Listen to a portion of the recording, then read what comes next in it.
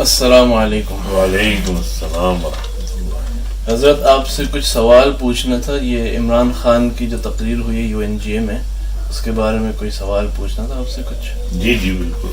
پوچھیں. اچھا جی، پہلا سوال یہ ہے کہ پرائم منسٹر عمران خان صاحب نے UNGA میں تقریر کی ہے، اس کو بہت لوگوں نے اپریشیٹ کیا ہے اور بہت دنیا بھر میں لوگوں نے سراہا کیا ہے اس تقریر کو. جی ماشاءاللہ. آپ کا اس بارے میں کیا رائے ہے آپ کی؟ اقوام متحدہ کی جنرل اسمبلی میں عمران خان صاحب کی تقریر، اس میں کوئی شک نہیں ہے کہ نہ صرف یہ کہ انہوں نے پاکستان کی نمائندگی کی، بلکہ جو مظلوم اقوام اس وقت دنیا میں ہیں ان سب کی نمائندگی کی ہے.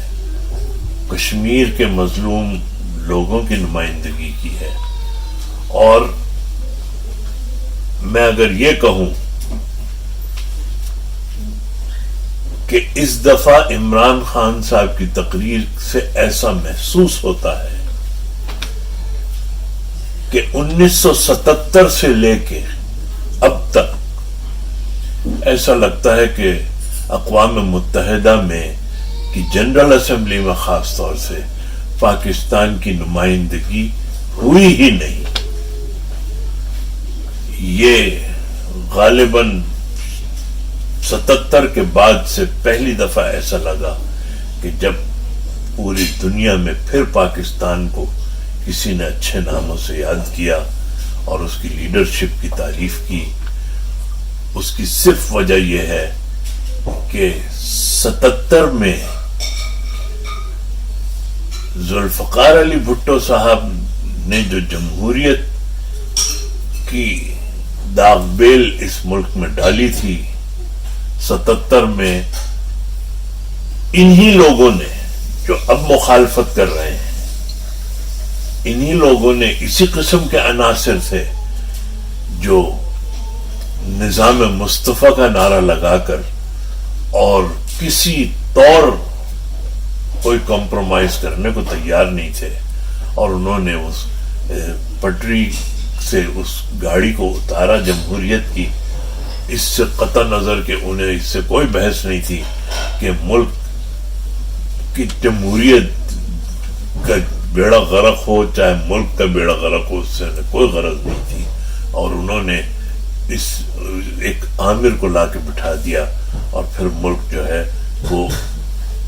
اپنے اس کا گراف نیچے آنا شروع ہو گیا. اور یہی لوگ جو اس آمر کی پیداوار تھے، انہوں نے گاہے بگاہے اس ملک کو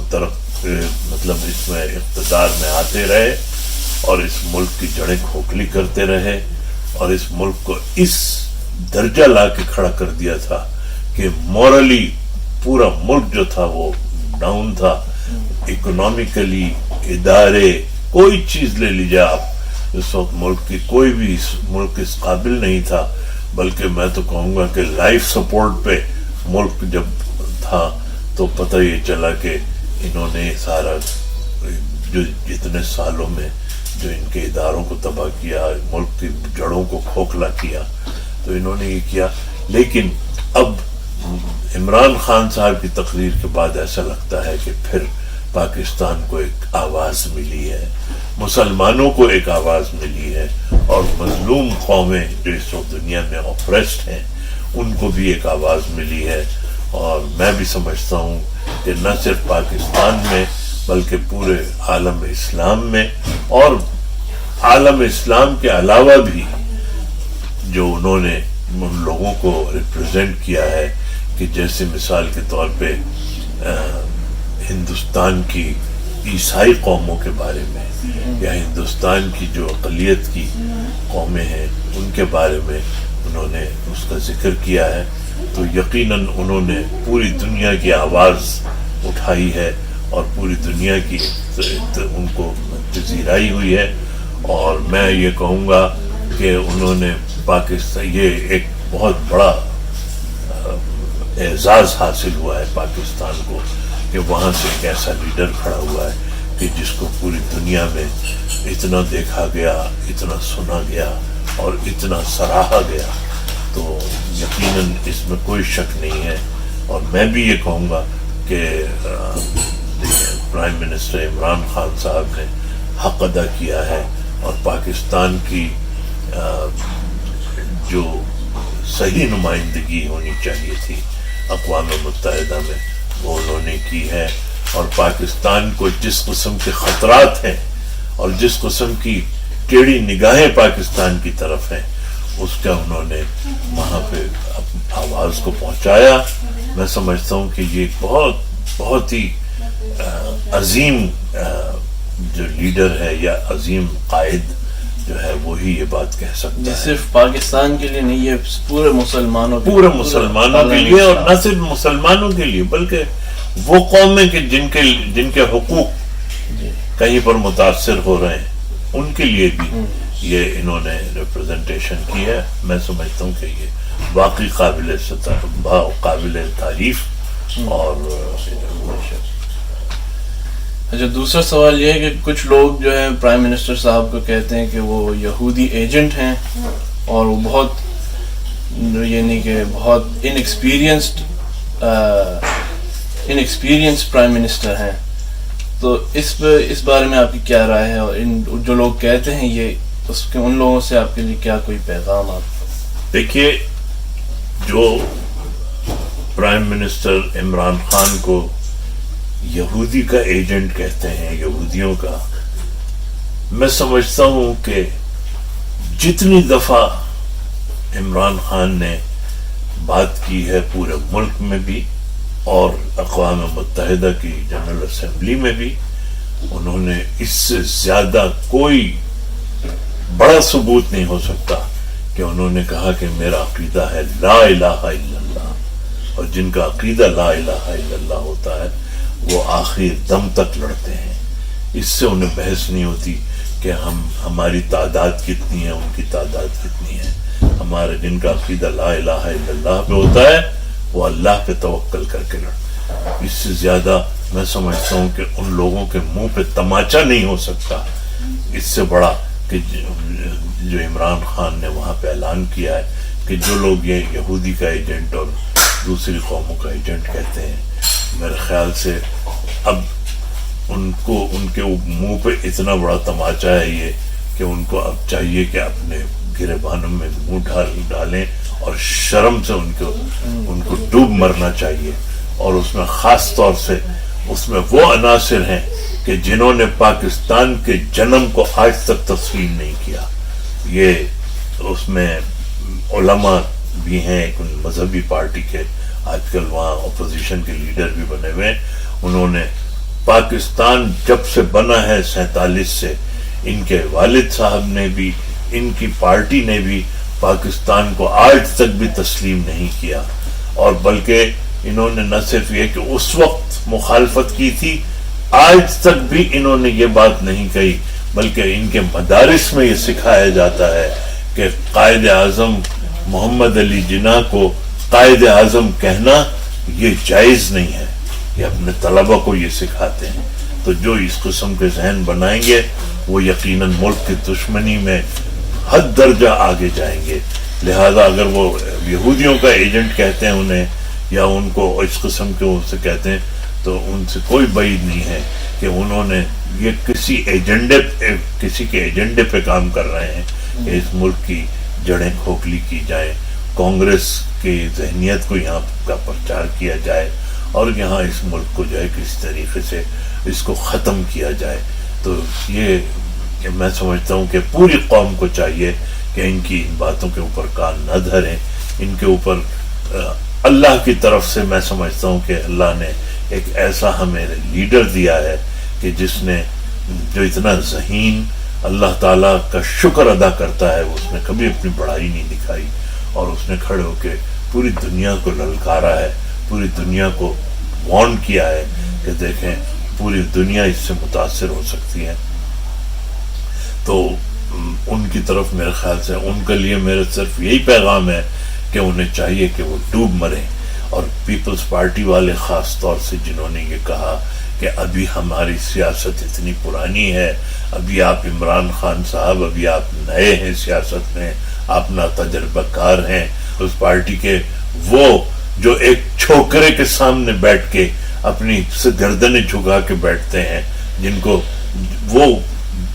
اس کی سربراہی میں تو بیٹھنے کو تیار ہیں، اور عمران خان کو کہتے ہیں کہ جس کا 22 سال کی اور 25 سال کا تجربہ ہے اور اس کی ایک جد و جہد ہے سیاست میں، اس کو یہ کہتے ہیں کہ نا تجربہ کار۔ میں کہتا ہوں اس سے زیادہ کہ میں کچھ نہیں کہہ سکتا کہ ان لوگوں کو چاہیے کہ اپنے گریبان میں جھانک کے دیکھیں انہوں نے ملک کو کس طریقے سے تباہ و برباد کیا ہے اور اس کو کس طریقے سے اجاڑا لگایا ہے ملک کا۔ ان لوگوں کو اب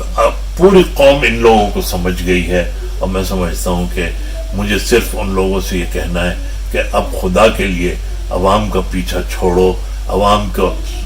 اگر تمہیں اس ملک میں نہیں رہنا تم اس ملک سے جاؤ یہاں سے چھوڑ کے، لیکن اس ملک کو نقصان پہنچانے کی کوشش نہ کرو۔ جی بالکل۔ اچھا، آخری سوال یہ ہے کہ پرائم منسٹر صاحب کی تقریر کے بعد آپ کو کوئی پیغام ملک کے لیے اور ملک کے جو لوگ ہیں ان کے لیے کوئی آپ پیغام دینا چاہتے ہیں؟ اس میں 2-3 چیزیں ہیں۔ نمبر 1 تو یہ اللہ تعالی سے دعا کرنی چاہیے کہ اللہ نے ہمیں اتنا عظیم لیڈر دیا ہے، اور ہماری یہ ذمہ داری بنتی ہے کہ ہم جھولی پھیلا کر اللہ سے یہ دعا کریں کہ اللہ تعالی ہمیں ہمارے لیے جو خیر ہو وہ لکھے، یا اللہ ہمیں خیر عطا فرمائے اور ہمارے اس لیڈر کی حفاظت فرمائے، اس کی جان کی حفاظت اور اس کی عزت و آبرو کی حفاظت۔ اللہ تعالیٰ نے جو مقام دیا ہے عمران خان صاحب کو، اللہ تعالیٰ نے یہ میں سمجھتا ہوں کہ ہمارے کسی کے بس میں نہیں ہے کہ اتنی پوری دنیا کو جو اتنی بڑی طاقتوں کے سامنے جس طریقے سے انہوں نے دلیری سے وہ اپنے موقف کو رکھا ہے، اس کے بعد یقیناً ماضی یہ بتاتا ہے ہمارے 4 لیڈروں کے ساتھ ایسا ہوا ہے۔ میں جب 4 لیڈروں کی بات کرتا ہوں تو اس میں وہ لیڈر وہ ہیں کہ جن کے زمانے میں پاکستان کو جلا ملی، جن کو پاکستان کو کی ترقی ہوئی، اور ہم نے سب نے دیکھی، اور پھر یہ بھی دیکھا کہ کس طریقے سے سازش کے ذریعے سے ان کو یا تو اقتدار سے ہٹایا اور یا ان کو اپنی جان سے ہاتھ دھونے پڑے۔ تو وہ میں نام سب کو پتہ ہے کہ ہمیں سب سے پہلے جو ترقی دلانے والے جو سربراہ ملے وہ ایوب خان صاحب تھے، جنہوں نے ملک کو 10 سال میں اتنی ترقی دی کہ ہم نے اس میں اس دوران ایک جنگ بھی لڑی اور اس میں دشمن کو جو پسپائی ہوئی وہ سب پوری دنیا نے دیکھی۔ پھر اس کے بعد ہم کو ایک لیڈر ذوالفقار علی بھٹو کی شکل میں ملے، جنہوں نے اس ملک کو نہ صرف یہ کہ جو ملک آئین ابھی تک نہیں بنا سکا تھا اور اتنی کوششیں ہو گئی تھیں، اس نے اس ملک کو، ان کا سب سے بڑا احسان یہ ہے کہ انہوں نے اس ملک کو آئین دیا، ایسا آئین دیا جس کی وجہ سے قادیانیوں کو اس میں اقلیت قرار دیا، اور اس کے علاوہ ہمیں ایٹمی طاقت بنایا۔ انہوں نے اللہ تعالیٰ نے ان کو ایسی صلاحیتیں دی تھیں، اور ان کا اصل میں انہوں نے ہی اس میں انیشیٹ کیا کہ پوری دنیا کے مسلمانوں کا ایک بلاک بنے، اور مسلمانوں کو بلاک بنانے کے لیے انہوں نے مسلمانوں کو ایک پلیٹ فارم پہ جمع کیا۔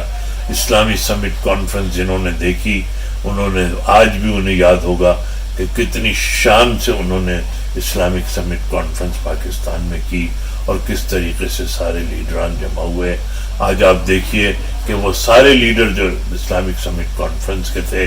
وہ آج دنیا میں نہیں ہیں. ایک ایک کر کے ان سب کا ان لوگوں نے کانسپیریسی نے ان کا صفایا کیا. اور اس طریقے سے آج ہمیں پھر یہ قائد اعظم نمبر 1 لیڈر تھے ہمارے قائد محمد علی جناح صاحب, ایوب خان نمبر 2 تھے, اور ذوالفقار علی بھٹو نمبر 3 تھے, عمران خان صاحب نمبر 4 ہیں. باقی بیچ میں جو کوشش کرتے رہے, کچھ یہ لوگ اجاڑنے کی کوشش کرتے تھے, اور جو کوئی آ کے تھوڑا بہت اس کو سنوارنے کی کوشش کرتا بھی تھا تو وہ ہاتھ راستے سے ہٹا دیا جاتا تھا. لیکن یہ کہ اس طریقے سے ہمیں یہ ملے ہیں, اللہ تعالیٰ ہماری قوم کو چاہیے کہ ان کے لیے دعا کریں, ان کی حفاظت, اللہ تعالیٰ ان کی حفاظت فرمائے. اور دوسری یہ کہ جو ایک بہت اہم پیغام ہے وہ یہ کہ ان کی جو اپوزیشن والے ہیں ان کی سازشوں کو سمجھیں. یہ اصل میں یہ ملک کے غدار ہیں. نظام مصطفیٰ کا نعرہ لگایا تھا انہوں نے, آج یہ لگا رہے ہیں آزادی مارچ کا نعرہ. اور یہ کبھی اس قسم کے یہ شعبدے بازیاں ان کو آتی ہیں, اور یہ لوگ جو ہیں سب اس طریقے سے. لیکن اللہ نے ان لوگوں کو ذلیل کیا ہے, اللہ نے ان کی تمام سازشوں کو بے نقاب کیا ہے. اللہ تعالیٰ نے ان کے تمام پاکستان کے خلاف جتنا ان کی سوچ تھی اس سب کو سب کے سامنے کھول کے رکھ دیا. اور میں اب یہی کہوں گا کہ اب اٹھو وگرنہ حشر نہیں ہوگا پھر کبھی, اٹھو وگرنہ حشر نہیں ہوگا پھر کبھی, دوڑو زمانہ چال قیامت کی چل گیا.